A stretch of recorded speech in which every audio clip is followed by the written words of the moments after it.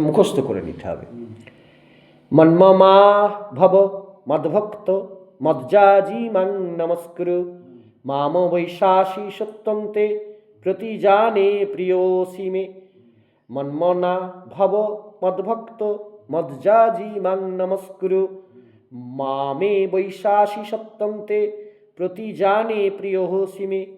হে অর্জুন, তুমি আমার প্রতি মনযুক্ত হও, আমার ভক্ত হও, আমার পূজা করো এবং আমাকে নমস্কার করো। আমি সত্য প্রতিজ্ঞা করছি, যে রূপ করলে তুমি আমাকেই প্রাপ্ত হবে, কারণ তুমি আমার অত্যন্ত প্রিয়। কমিটমেন্ট করে দিলেন যে আমাকে পূজা করো, আমাতে চিত্ত স্থির করো। কেন? তাহলে আমাকেই প্রাপ্ত হবে। কেন না? তুমি আমার ভীষণ প্রিয়। তাহলে আমাদের কাজ ভগবানের প্রিয় হতে হবে। সে প্রিয় হওয়া, আজকে রাস গোপীনাথটা তার প্রিয়। এই যে প্রিয় হওয়া একটাই পথ, ভালোবাসা।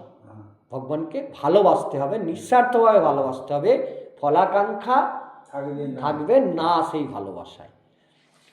এবার কি বলছেন?